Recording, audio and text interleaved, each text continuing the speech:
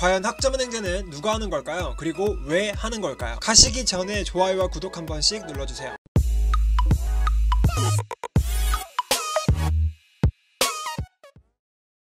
네, 안녕하십니까, 범스타입니다. 일단 학점은행제를 검색해보면 인식들이 너무 안 좋아요. 하지 말라는 것밖에 없고 단점밖에 없는데 이거 왜 하는 걸까요? 그 학점은행제는 좋고 안 좋고를 따지기보다는 개인에 맞는 목표를 달성하기 위한 수단으로 활용을 하라고 제가 말씀을 드렸거든요. 그러면 그 목표들이 어떤 게 있는지를 알려드려 볼게요. 네, 첫 번째입니다. 단순 학력 개선. 단순하다는 표현은 단순하게 학력을 갖춘다는 것이지 네임밸류가 있진 않습니다. 학점은행제로 취득한 학위 그 자체를 뜻하는 겁니다. 그럼 누가 이거 할까요? 고졸이나 초대졸의 학력으로 직장으로 입사하신 분들이 연봉 협상이나 승진을 위해서 시작하시고요. 또 하나는 기업에 지원할 때 학력 조건 때문에 지원이 안 되는 거예요. 그렇기 때문에 학력 조건 만들어서 지원을 하기 위해서 시작을 합니다. 요즘 또 기업은 대학교명을 적지 않는 블라인드 채용이 많아지고 있기 때문에 수요가 점점점 늘어나고 있는 상황입니다. 두 번째입니다. 대학교 편입. 편입이라는 건 대학교끼리의 전학이다 라고 제가 정의를 해드렸는데 또 지원 자격이 있어요. 그러니까 고졸분들이나 대학교 중퇴자분들이 편입을 지원하려고 할 때 지원 자격이 안 되잖아요. 이럴 때 학점은행제를 통해서 지원 자격을 만듭니다. 근데 일반적으로 여러분들이 가고자 하는 대학들은 지원 자격이 있다고 해서 합격되는 건 아니고요. 지원 자격은 그냥 기본 조건으로 깔고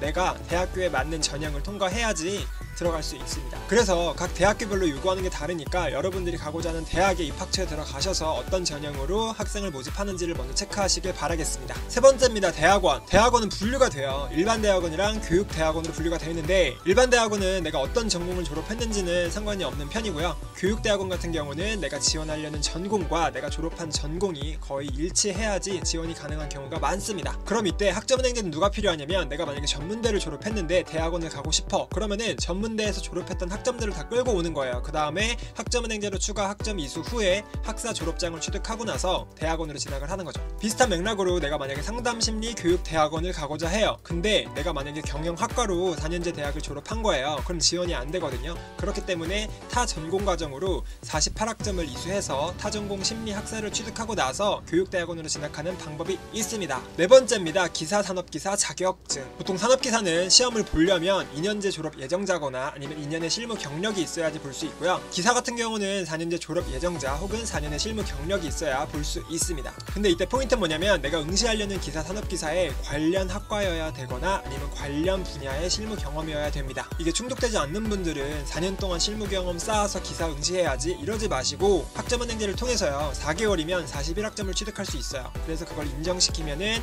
전문대학교 졸업 예정자 신분이 되는 거고요. 그래서 산업기사 응시가 가능합니다. 마찬가지로 1년 남짓한 시간을 학점은행제를 통해서 진행을 한다면 106학점을 얻을 수 있고요. 106학점을 학점 인정시키면은 4년제 졸업 예정자 신분으로 인정이 돼요. 그러면은 기사 응시 가능합니다. 다섯 번째입니다. 사회복지사 보육교사 자격증. 사회복지사와 보육교사는 두 가지 공통된 조건이 있습니다. 첫 번째 전문대 이상의 학력을 가지고 있어야 되고요. 두 번째는 관련 교과목 17개를 이수해야 됩니다. 세부적으로 들어가면 조금씩의 차이는 있고요. 근데 공통된 조건들이 이렇다는 거 설명드렸습니다. 그러니까 내가 만약에 고졸인데 보육교사 자격증 취득하겠다고 전문대로 다시 입학하지 마시고요. 그냥 학점은행제로 단기간에 빠르게 진행해서 취득하시는 게 중요할 것 같습니다. 어차피 취업은 자격증 그 자체가 중요한 요소이기 때문에 여러분들이 뭐 전문대를 나왔든 학점은행제를 나왔든 큰 차이 없습니다. 이렇게 해서 제가 학점은행제를 통해서 할 수 있는 5가지에 대해서 설명을 드렸고요. 이 외에도 할 수 있는 것들이 너무너무 많지만 대표적인 것들에 대해서만 소개를 드렸습니다. 해당 영상 통해서 자신이 어떤 걸 할지 정해보시고요. 그 다음에 그 과정을 어떻게 진행하는지 여쭤보시길 바랄게요. 단 고졸 이상만 시작 가능하니까 참고하시고요. 네, 지금까지 범스타였습니다. 감사합니다.